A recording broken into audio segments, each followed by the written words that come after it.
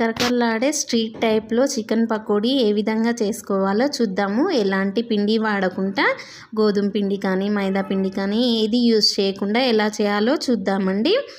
మనకి దీనికి boneless chicken అనేది నేను 1/2 kg వరకు తీసుకున్నాను.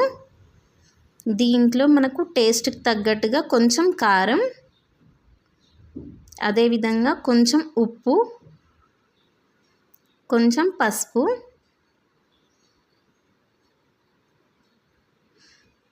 అలాగే కొంచెం ఫుడ్ కలర్, కొంచెం అల్లం వెల్లుల్లి పేస్ట్, అదేవిధంగా ఒక నిమ్మకాయ మొత్తం రసం ఈ విధంగా పిండుకొని వేసుకోండి.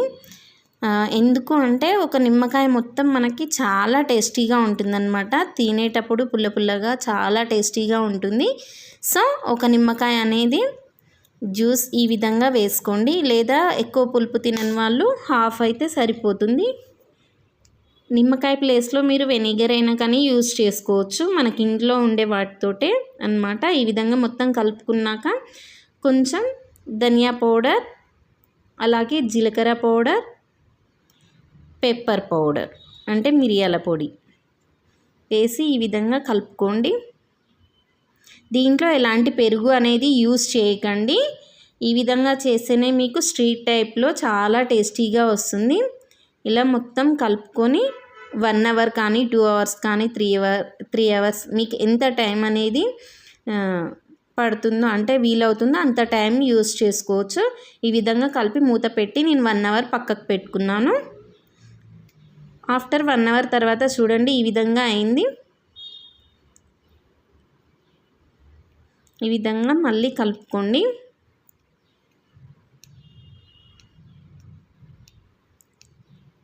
తర్వాత నేను ఒక గిన్నెలో ఒక 1/2 కప్పు కార్న్ ఫ్లోర్ అనేది తీసుకున్నాను. దీంట్లో టేస్ట్కి తగ్గట్టుగా కారం,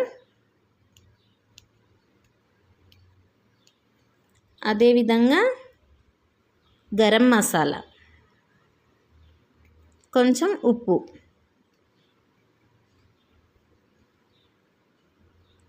వేసుకొని 2 బ్రెడ్ ముక్కలు ఉంటాయి కదా, ఆ బ్రెడ్ ముక్కల్ని ఈ విధంగా పౌడర్ అనేది చేసుకొని కార్న్ ఫ్లోర్లో వేసుకోండి. ఈ విధంగా కార్న్ ఫ్లోర్ బ్రెడ్ పౌడర్ కలిసేలా కలుపుకొని మనం చికెన్ ముక్కలు ఏవైతే కలిపిన ఉన్నాయో ఆ చికెన్ ముక్కల్ని ఈ విధంగా కొంచెం కొంచెంగా ఈ పౌడర్లో కలుపుకోండి. ఇలా అయితే మనకి ముక్కలకి చాలా బాగా పడుతుందన్నమాట ఈ bread powder, corn flour. Easy అండి, మనకి ఇంట్లో ఉన్న వాటితోనే చాలా టేస్టీగా చేసుకోవచ్చు. మీకు బయట కొనే అవసరం కూడా ఉండదు. అంత పర్ఫెక్ట్ టేస్ట్ వస్తుంది. ఎలాంటి సాస్లు అనేవి కూడా యూస్ చేయట్లేదు. చూడండి ఈ వీడియోలో చూపించినట్లుగా ఈ విధంగా మొత్తం పట్టించుకొని పక్కకు పెట్టుకోండి అన్నీ.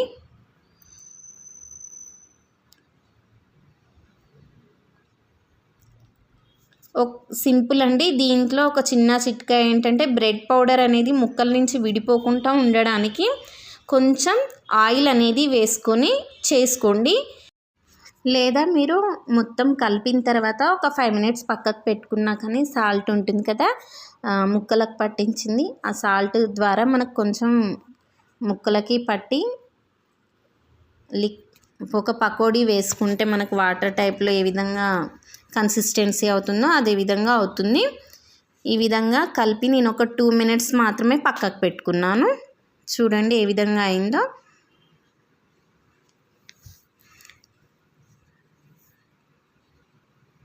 మనం లాగేస్తేనే పోతుందన్నమాట పిండి. ఈ విధంగా కలుపుకొని పక్కకు పెట్టుకున్నాక డీప్ ఫ్రైకి సరిపడా ఆయిల్ వేసుకోండి. ఎక్కువ ఆయిల్ అనేది అవసరం ఉండదు. ఈ విధంగా కొంచెం కొంచెంగా ఒక్కొక్కటి మనకు చిన్న చిన్న పీసెస్ అయితే తొందరగా ఫ్రై అయిపోతాయి. మీడియం ఫ్లేమ్లో పెట్టుకొని మాత్రమే ఫ్రై చేసుకోవాలి. హై ఫ్లేమ్లో అయితే మనకి చికెన్ తొందరగా మాడిపోతుంది.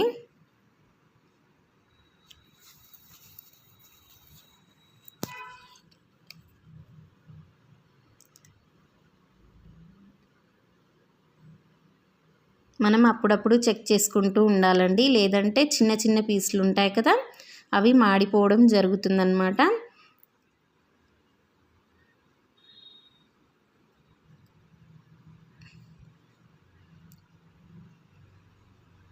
మనం చికెన్ అనేది ఇందులో వేయగానే వెంటనే కదపకూడదు. కదిపితే ఏమవుతుందంటే బ్రెడ్ పౌడర్ ఉంది కదా, ఆ బ్రెడ్ పౌడర్ అనేది విడిపోయే ఛాన్స్ ఉంది. విడిపోయినా పర్వాలేదు, మీకు ఇంకా క్రంచీగా వస్తుందన్నమాట. క్రిస్పీగా ఉంటుంది, ఇంకా టేస్ట్ ఎక్కువగా వస్తుంది ఆ బ్రెడ్ పౌడర్ వేయడం వల్ల. ఈ విధంగా చూడండి గోల్డిష్లోకి వచ్చాయి కదా, వీటిని మనం పక్కకు పెట్టుకొని నెక్స్ట్ వాయి అనేది వేసుకుంటున్నాను. ఈ విధంగా వేసుకొని 1 by 1 మొత్తం ఫ్రై చేసుకున్నానండి. ఎంతో టేస్టీగా ఉండే చికెన్ పకోడీ లేదా చికెన్ పాప్కార్న్ అని కూడా అంటారు.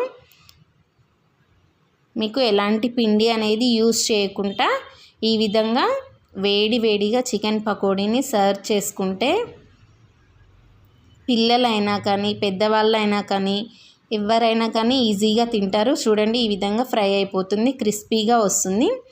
చాలా టేస్టీగా ఉంది కదా, చూస్తుంటేనే నోరు ఊరిపోతుంది కదా. ఇంకెందుకండి లేట్, మీరు కూడా ట్రై చేసి చెప్పండి ఈ వీడియో అనేది మీకు నచ్చింది అనుకుంటాను. నచ్చితే లైక్ చేయండి. థ్యాంక్ యూ ఫర్ వాచింగ్ అండి. ప్లీజ్ సపోర్ట్ చేయండి, లైక్ చేయండి, షేర్ చేయండి, కామెంట్ చేయండి. Thank you.